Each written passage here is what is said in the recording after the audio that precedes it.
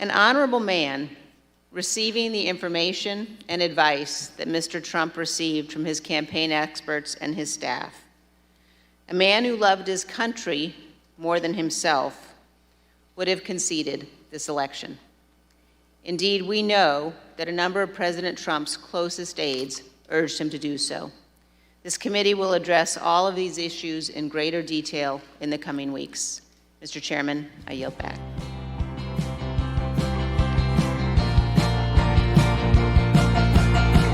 This is Sarah Stewart Holland. And this is Beth Silvers. Thank you for joining us for Pantsuit Politics.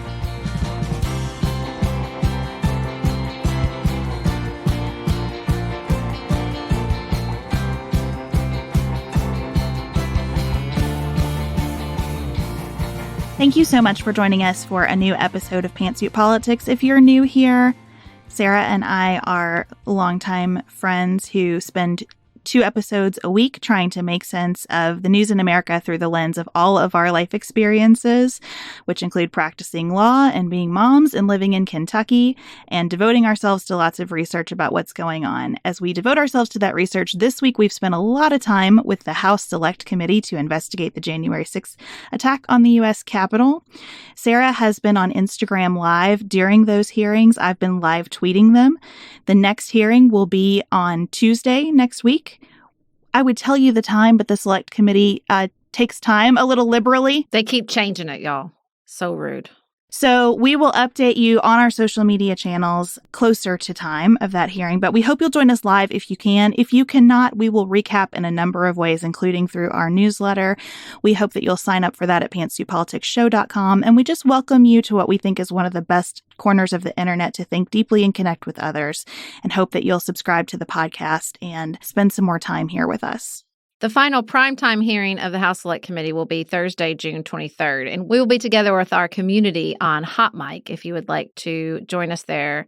It was an incredibly empowering, I would say, way to watch the first primetime hearing we watched on Hot Mic, to have everybody in the chat asking questions, supporting each other, answering each other's questions, and just know that you're not watching it alone and feeling sort of overwhelmed and despondent, that you're with this community of people that is invested in our democracy and the outcome of the committee. So if you'd like to join us, we will be on Hot Mic on June 23rd.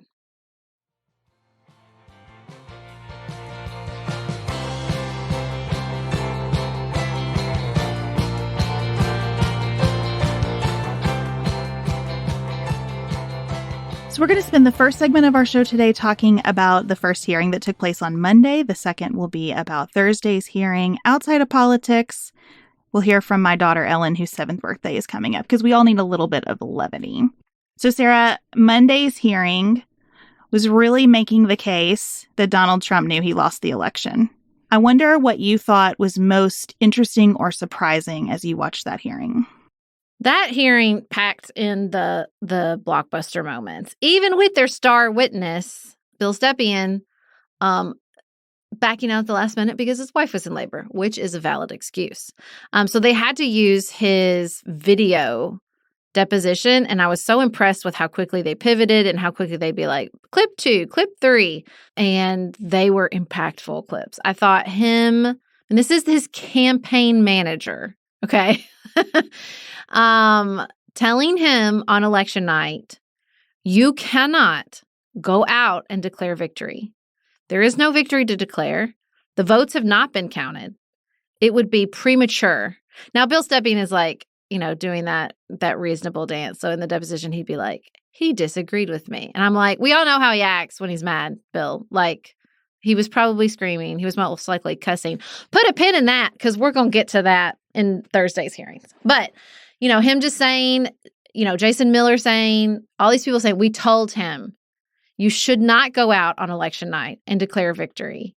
Did it anyway. Went out there, declared victory when the votes had not been counted, when he had been briefed on sort of the fact that these mail-in votes would take a while to count.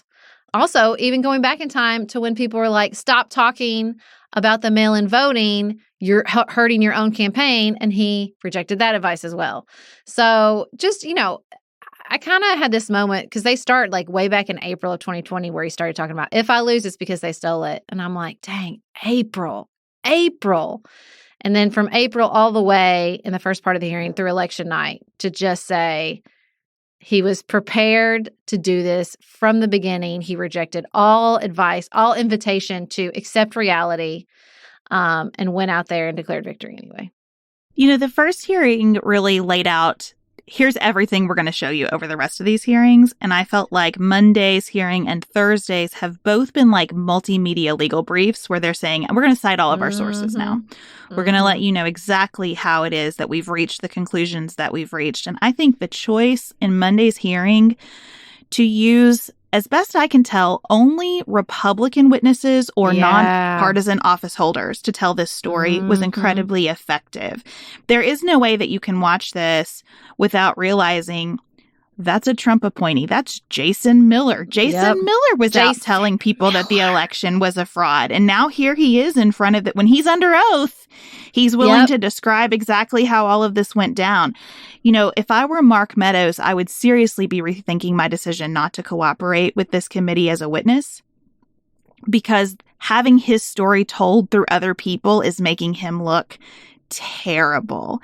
And I really like the way every time she speaks, Representative Cheney is quoting a conservative news outlet, a conservative editorial board, the Federalist Society. Like, she is taking this case to Republicans to say, here's what we're supposed to be, and here's what we were during this time period. And there is no spinning it. Yeah, I agree.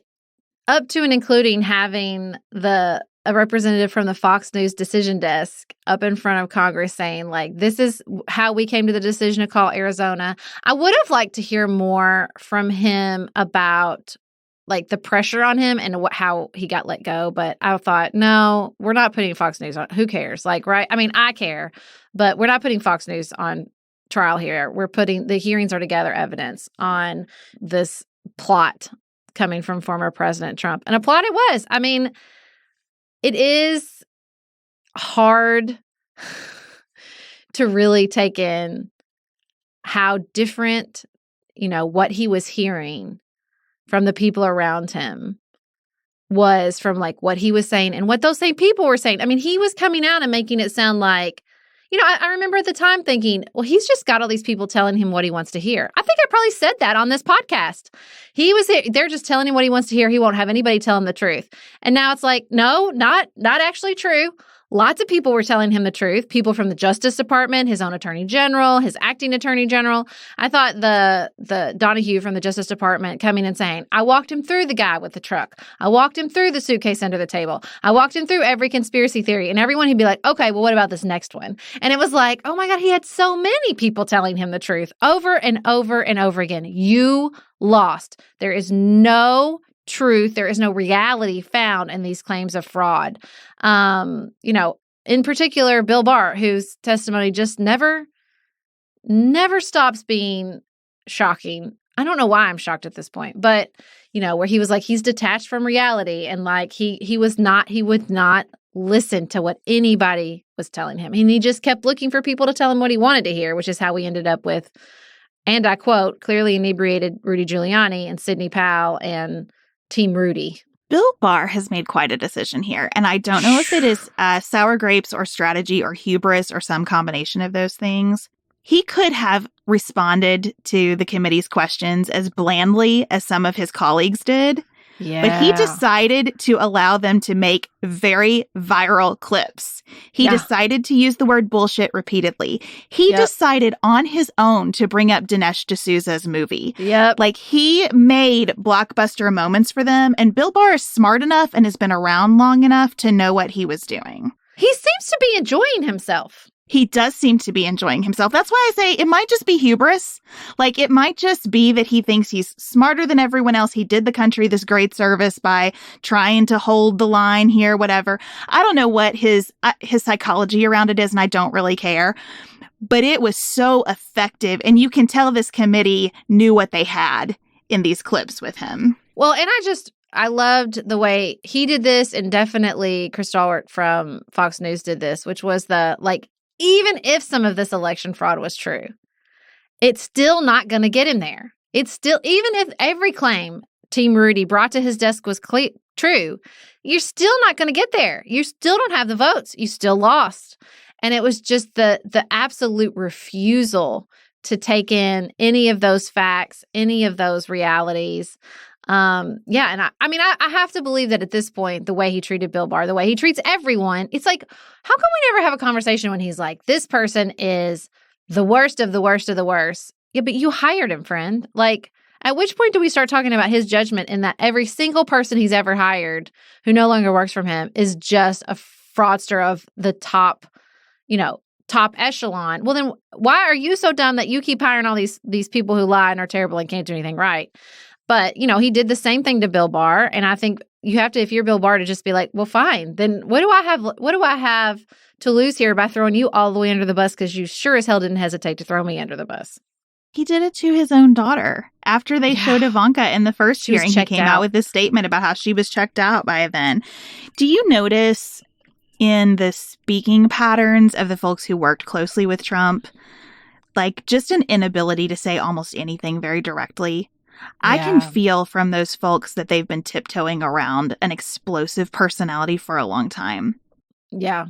Yeah. And also just in that deposition environment where you're trying to be so careful. I mean, Jared had a little bit of that swagger. Like, I thought they were whining. Like, he was, but I would say the second most emotional after Bill Barr. But, you can see it sort of on Ivanka's face. Like, everybody's just scared of misstepping and scared of saying something they're not supposed to say and giving the committee, more ammunition, it feels like. Although I'm like, for what, guys? Like, what are you trying to salvage at this point? That's what I just can't quite understand. Well, I think a lot of them are probably just, grappling with their involvement in all of this because there are not a lot of witnesses with totally clean hands here. Some of the lawyers, gave the proper advice, especially the DOJ people. I thought that Donahue's testimony was incredibly effective, as you said, just the specificity of how he examined all those claims and rebutted them. I also thought it was very effective to combine with Chris Steyerwalt, and he was the Fox News decision desk person who now works at the Dispatch, who was so lively and entertaining. I thought he was having the time of his life too, explaining how elections work. You can tell he loves the job that he does. He loves the data. He loves that Fox called Arizona before everybody else. Loves it. But I thought it was really effective to have with him Ben Ginsburg, who is this long time, Republican Bush versus Gore lawyer. Oof. Just taking apart the case on behalf of the Trump team, that there was no possible way that any of the claims they were putting forth in court had evidence to support them. And he analyzed them. He said, I've been through all 60 plus claims. There's no there. Yeah, there's no there. So, that's what the committee did, right? So they went all the way back. He started talking about this before the election. There was quite a bit of time spent on election night and people telling him, you should not declare victory. The votes have not been in count, explaining sort of the red mirage and how that happened. And then we pivoted in the second half of the committee to these election fraud claims. And we walked through all the people in his own administration and Department of Justice telling him weren't they true, how they didn't hold up in court on these 61 cases or whatever it is. Then at the very end, I thought they buried the lead a bit here. We get this little package from one of the investigative teams again that says, well, the fraud claims weren't only meant to try to overturn the election. The fraud claims were also raising millions and millions, $250 million, $100 million in the first week after the election. They were sending at one point 25 emails a day to small dollar donors about the election fraud and asking them to contribute to the election defense fund, which, fun fact, didn't exist. It was an interesting choice to be like, BT dubs, it was also a con. I mean, and it really felt that way. I sat up straight in my chair. What? The fund didn't exist? What? They doled out this money to insider charities in quotation marks, like the Trump Hotel collection? And the event strategies, the company that organized the January 6th rally. That's when I went, oh my God, you were raising money from these people to spend on this rally to basically fund an insurrection. I mean, I did. I was like, there was a literal gasp. And knowing that the committee has analyzed it to be able to say precisely, there were days when small dollar donors to Trump were receiving 25 emails. Yeah. Crying out for funds to help him fight this corrupt election. And the money was not spent in litigation. And we kind of knew that because there was reporting that like he wouldn't pay Rudy Giuliani. So we sort of knew, but to have it put together this way was really striking. Well, and I just think they always wrap so smartly, because I don't know if I knew what to expect with these hearings. I definitely did not know to what degree they were going to focus on the events of January 6th, right? And the people there and how they ended up. I don't know what I envisioned. I am pleasantly surprised that it is this very comprehensive case being made that Donald Trump was behind everything. But no matter how far we go back to April 2020, no matter how like sort of complicated these pieces they're trying to pull together with the fundraising and the election night and the fraud claims and the legal cases, I think it's so smart that at every hearing they're like, and this is what the people on the ground that day said. Like, just so you don't think like we're on this partisan pursuit to go after him, let us every time pull it back and say, and this is how it connected to the events that we're investigating right here, the events of January 6th. So they go to people saying the election was stolen, Dominion voting, like, and they literally have video of the people on the ground that day talking about what they've just spent 2 hours examining. It's so smart. And it doesn't cease to shock me. As much of this as I've taken in, those moments when they focus in on an individual, not shocked by what they say. With the Wi-Fi signal. Oh, the Wi-Fi signal. That was especially true in Thursday's hearing, which we will discuss right after a quick break.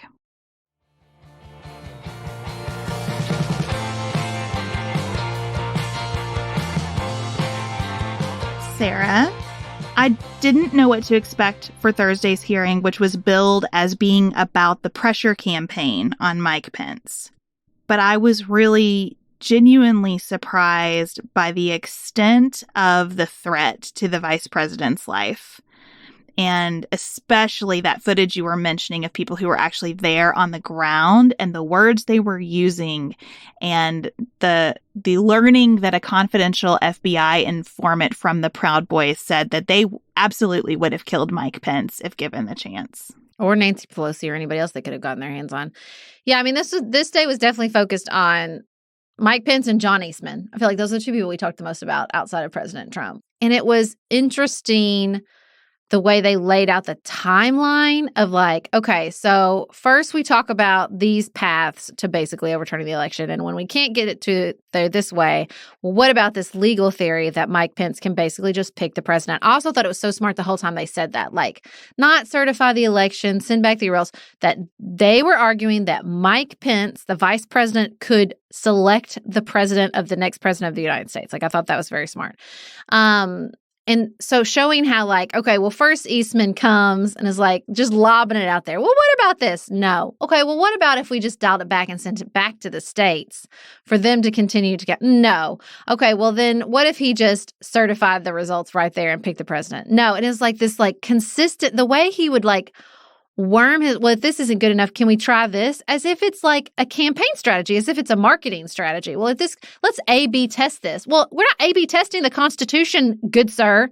Like, but that definitely is what it felt like. It felt like that doesn't work, so let's try this. Well, that doesn't work, then let's try this. And it's like, you're not talking about the election protection fund that doesn't exist and which email campaign will hit the hardest. You're talking about our Constitution and our laws down to like they were arguing about, well, if it goes to the court, the Supreme Court, would you get 7 or 9 who would disagree with you? Does it matter? Does it matter if it's 7 or 9? Like it just, wow. It was. But then he concluded it was 9. Then, yeah. I mean, I thought that was the most compelling thing, that as Eastman is doing all of this, there is documentary evidence and verbal testimony that he himself would finally concede, like, oh yeah, I mean that's not. It's probably not constitutional. Oh my gosh! I also thought this hearing was interesting, and at parts look a little dense and hard to follow because they also had to go through like the theory itself.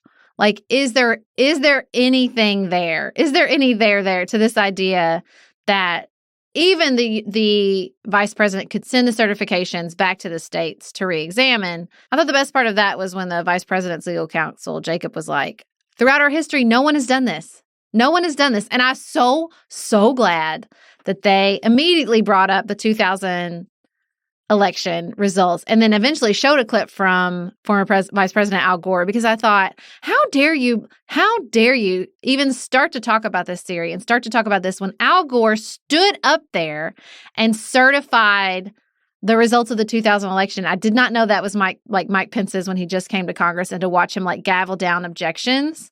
Like, it's just, I think it was a powerful moment to like draw those ties of history together and to think about like sort of the bipartisan impact of like doing the right thing, right? Al Gore wasn't thinking when he did the right thing that a congressman from Indiana was watching who might one day be in his position, right? I mean, it's just, you never know, right? You just never know.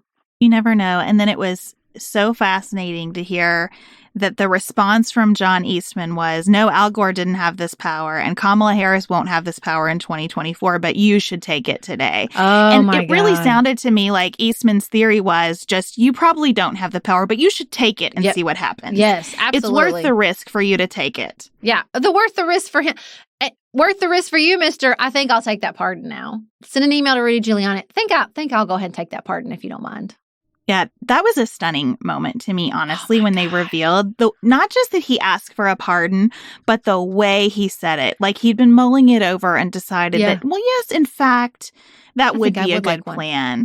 And then you get to watch him sit there and take the Fifth Amendment over and up, fifth.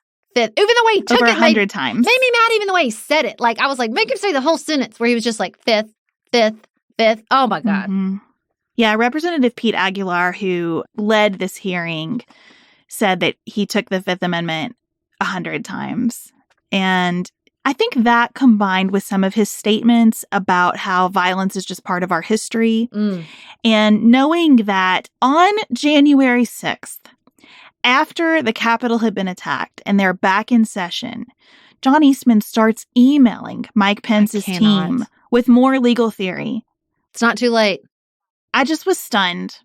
I was stunned. You just spent 4 hours in an undisclosed location running for your life from an angry mob that wants to hang you, but it's not too late. Want to try one more time? And he didn't even stop then. He kept emailing and calling people. And obviously that's what the next hearing is going to be about, is the pressure campaign on the states. So it's like, it's mind-blowing to me. It is mind-blowing to me that the lengths at which this one man, with the support of the president, the most powerful man in the country, were willing to go, no matter the fact that person after person after person was telling them, you lost, it's illegal to try this. You lost, it's illegal to try this. A point that I hope they make at some point, though, is that John Eastman had a lot of power in this situation because he had the president's ear. Mm-hmm. But these actions that feel so shocking as we hear about them after the fact are how a lot of the American public has taken this event in. Yeah. That the consequences of it are all kind of theoretical, Mm-hmm. maybe worth it. Maybe it's not the right thing to do, but let's try it anyway. Oh, it actually wasn't that bad. Let's get back to talking about what I want to talk about. Yep. And so, John Eastman, I think, is in some ways very detached from reality as an individual, and in other ways, a really important mirror on how we've dealt with January 6th as a society. And I think an indicator of why these hearings are so terribly important. I wondered, Sarah, what you thought about Judge Michael Luttig, who was clearly there, not just to talk about his role in advising the vice president, but to put some gravity around how serious all of this is and was. It was hard at first because it was so careful and deliberate. I mean, we're talking like 4 to 5 seconds before he started, which is a lot if you're like me and listen at things at 1.5 speed. But I mean, you could hear his deliberateness. You could hear, that he was trying to convey the gravity of the situation and that the threat still persists. I thought that was his most impactful sort of statement as a witness, is at the end where he said, like, people think that the threat is no longer there, and that is not true because they are broadcasting the fact that they will try to do this again. that president and his allies, former president and his allies. And so I thought that part was really impactful. But at first I was like, come on, you guys have been so careful and considerate about the TV worthiness of these witnesses and how to play it out, that it felt like a stumble at first. I'm not going to lie. He picked up a little bit, but at first I was like, he spent literally 2 minutes repeating her question at one point. And I was like, I cannot do this with you, my friend. I did not do a ton of appellate work when I was practicing, but when I worked with appellate lawyers, I always had that same sense of like, could you spit it out? But the care of people who work in legal briefs is tremendous. And I interpreted all of his testimony as someone who was creating a transcript more than doing a performance for a live audience. And that was hard because you're right. They have been so TV focused. But I think this ended up working in part because of the end of the hearing when he gave a really, I thought, touching summary of why he was there and why he is so fearful of this happening again because of how candid Trump and his supporters are being. And I really liked that he said Trump or his anointed successor in the 2024 election. I thought that was very important. And the other thing that I thought made it eventually work were some pretty touching moments. Like when he said to one of the lawyers for the committee who was his clerk that it was his honor to have him as his clerk. That doesn't happen every day. I thought that was really beautiful. When he said it was just a tremendous honor beyond words to be in front of the committee, I thought that was really lovely. So those more human moments, I thought really kind of brought it back around. I agree with you. At first, I was like, what are we doing? But then it became clear to me, no, this is some heft, and this is to reach a different part of the audience. I thought there were like lots of moments where you could see that this committee understands that lots of different groups are watching. And we have to reach those different groups in different ways. Well, and John Eastman was his law clerk. So I've got to assume there's a certain amount of like feeling weirdly responsible for this quote unquote legal scholar you've unleashed on the world. Maybe. Yeah. I also think, we can't miss, we spent a lot of time on Eastman, but I do want to spend some time on this phone call that former President Trump had with Vice President Pence. And like the family's in there, everybody's in there. And he basically starts screaming at him over the phone. He calls him a wimp and he also calls him the P word, according to a deposition. And, and then he goes out, he tweets, he risks his life when he tweets, he tells the crowd, he tells other people, well, if he gets what's coming to him. And I just thought, well, that's it, right? Is that it's not only that he was willing to lie. It's not only that he was willing to cheat. It's that he was literally willing to make a human sacrifice on the altar of his own ego and his own desire to win. It's not like he wants to win to help the American people. He wants to win because he can't be a loser. And it's like you were willing to risk this man's life in order to make that happen. I was also interested in the tactics so that they show where Trump is like trying to get people to make the legal case to Pence's team, and that didn't work. And then he brings Pence in and says, like, you got to do this. I'm not going to be your friend anymore if you don't do this. So there's kind of the softer personal pressure, and then it turns to that anger, and then it turns to directing the weapon of the crowd at Pence. Yep.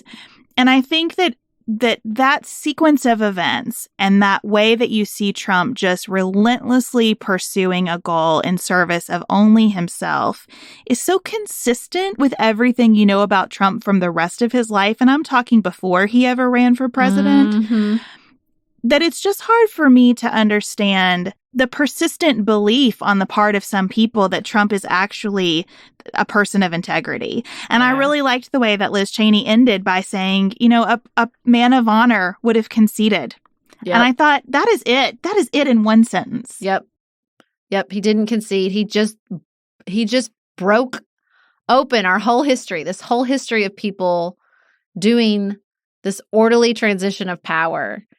And I just don't think we spend enough time saying, like, he was the first person to do this. He was the first person to refuse to concede a presidential election.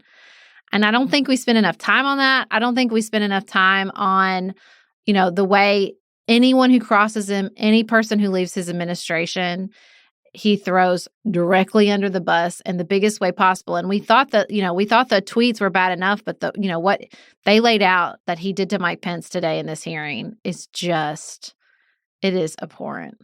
Even though today's hearing had a lengthy legal discussion, I hope you will still watch it yourselves if you've not already. Part of what's encouraging about that lengthy legal discussion is that it is a reminder of what this committee can do. Because if you continue to be watching with a sense of powerlessness, nothing's going to happen. That was a reminder to me, no, this committee can legislate. Mm-hmm. They can clarify the Electoral Count Act, which Judge Luttig described as a work in progress. And he really pointedly said to the committee, Congress needs to do something about this. Yep. And this committee has the power to take that back to Congress. So I just feel very encouraged by these hearings, as difficult as they are to take in. I find them inspiring as a citizen, and I hope you will too. I do want to say one thing to the importance of the hearings. I think you're right. I think there's some people that have sort of taken these in and saying like it was theoretical and it went okay. I think there's the other side of the aisle that says like, I know how bad they are. I don't need to watch this. I watched it. I was traumatized. I already know that Republicans are terrible and I don't need to watch these hearings. And you guys hear me say that's not the point. That's not the point. Because I think with the power of this committee is that they are showing that there were many Republicans who were trying to do the right thing. And it was Donald Trump. Now, look, we can get into like who empowered Donald Trump, and I don't disagree with you. But I just think like it's really important at this because of the danger of January 6th, the danger that it will happen again. We have to come together. We have to see that like there are some things that we agree on as Democrats and Republicans, and this cannot be a hearing on how terrible Republicans are. Not only, it can't be that, and it isn't that. And so if you think that's what's happening and that's why you're not watching because you're already convinced, I'm begging you to watch because every American needs to see this case laid out very clearly because it's something we should all be having conversations about. It's something that, there will be conversations about and you want to be informed about and informed in. So I've heard that and like sort of I know how bad it is. I don't need to watch. And I just want to say that like that's not what's happening here. It's not, this like traumatic rendition of January 6th over and over again every day. It's like a very different thing that's happening and everybody owes it to themselves to watch. I think that is so important. To me, the story of Trump's presidency and especially how he got to January 6th is the story of a lot of people taking themselves too seriously, having that feeling of I already know everything I need to know. I know how this is going to turn out. I know what can possibly happen, what can't possibly happen. A lot of people taking themselves too seriously and not taking the situation in front of them seriously enough. Mm-hmm. And that is a trap that it is so easy to fall in as an American citizen. And these hearings also have inspired an incredible sense of humility in me, recognizing that I tracked all this very closely when it was happening, and I don't know the half of it. Yep. I don't know the half of it. Absolutely. So please make time somewhere in your life for these hearings. And thank you for making time to be here with us. And next up, we are just going to completely change gears and bring it home to just life and levity. My daughter Ellen is going to join me to talk about turning 7 today.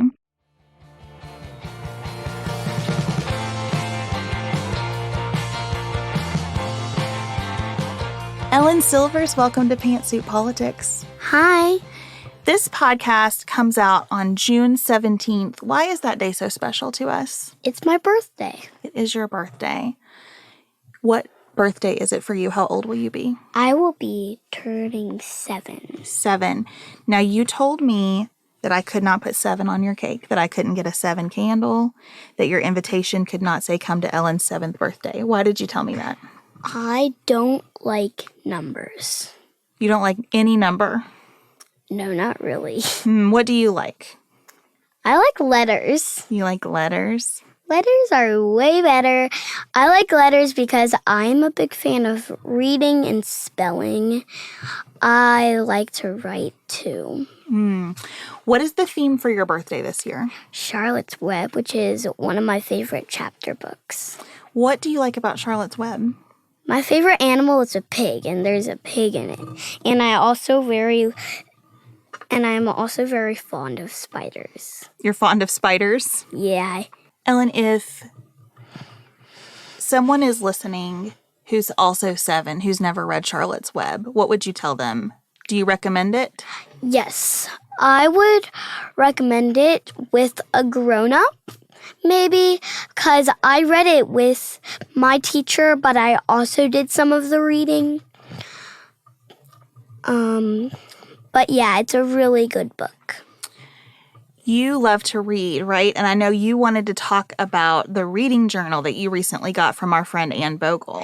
Yeah, I loved that reading book, and because I get to talk about how I feel about books, and I usually don't really talk about that to people.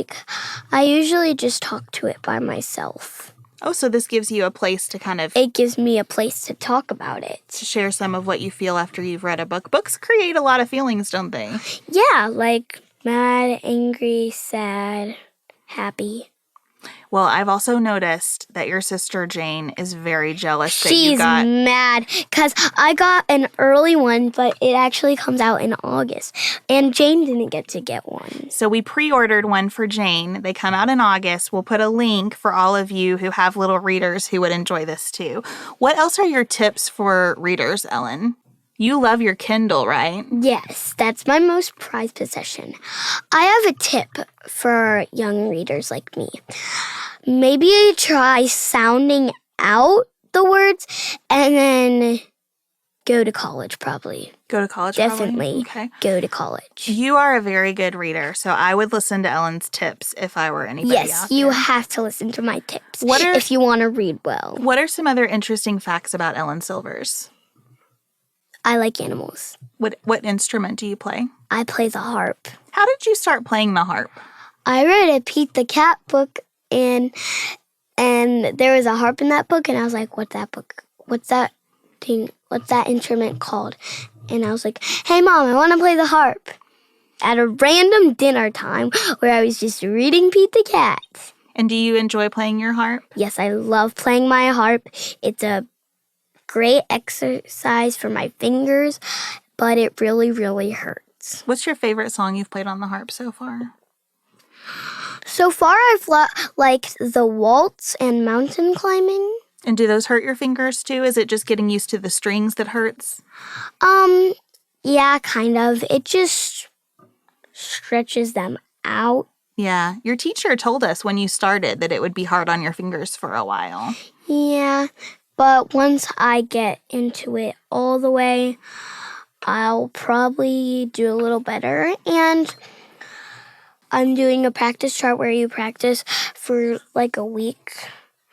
And you have to color in or put a sticker or a stamp on that square. And it shows that you've practiced. So, Ellen, I was thinking about how we have a lot of teachers who listen to the podcast. Oh, And yeah. they might like to hear what you thought about your first grade teacher. My first grade teacher was probably my favorite teacher that I've had. I also very much liked Miss Fisher and Miss Hudson. Your kindergarten teachers. Uh-huh. What did you like about your teacher this year? She was very kind, and she usually didn't get super angry. And she just, I just really liked her. You know what I noticed this year? I noticed that you often came home and you told me that if you had had some kind of challenge during the day, that you would ask your teacher if you could speak to her privately, and she always gave you sort of a strategy to deal with it. And I thought that was really cool that you trusted her and that she listened to you like that. Yeah. I thought that was pretty special. Is there anybody else that you really admire right now? Who's somebody that you'd like to be more like, maybe when you get older? Nobody really. I kind of want to just stay myself. I think that's a pretty good answer, Ellen. As you think about what you want your 7th year of life to be like, does anything come to mind for you? Do you have any goals for your 7th year? No. No, you just want to have fun? I just want to live. You just want to live. I mean, look, that's a good level of expectation. Yeah. Are you excited about going to summer camp? Yeah, I'm really excited. What are you most looking forward to about being at camp? I'm really excited for just being on my own, kind of, without mommy and daddy. That would make me happy. Aww. But I still like being with you, Mommy. No, you know what, Ellen? I want to tell you that I'm really proud of you for that answer. I'm excited that you want to be on your own because I know you're capable of it. And I love you and I trust you and I think you're going to have such a good week. And I can't wait to hear all about it. So I want to tell you one more thing. Yes. Your birthday is always a really special day for me, too, because it's a day that I get to celebrate being your mom, which I think is pretty fun. And you want to put a brick on my head. No, I don't want to put a brick on your head. I like you growing. You used to want to put a brick on my head and make me smaller. No, here's the truth, Ellen. Ow. Here's the truth. I loved you as a little cuddly baby. And I loved you as a fun little toddler running around everywhere. And I loved you in kindergarten, and I loved you in first grade, and I'm going to love you in second grade, and I'm going to love you in college if you go to college. I will go to college. I think you probably will too, but you don't have to. But if you do that, I will love Why you would then. I not go to college? I'll love you when you're a grandma. I'll just love you your whole life. When I'm a grandma, you'll probably almost be dead. Well, that's probably true. But I hope I get a lot of years with you because you're pretty fun. But you'll still be a ghost. Is there anything else you'd like to tell everyone? Nope. Okay, well, thank you for joining me today. I hope this was fun for you. You're welcome. Thank you, Ellen Silvers, for joining us for Pantsuit Politics. Thank you to all of you for spending time here with us. We are honored by your presence and your thinking and are so looking forward to you joining the conversation. We want to hear how you have taken in these hearings. We hope you'll tune in with us again next Tuesday. Until then, have the best weekend available to you.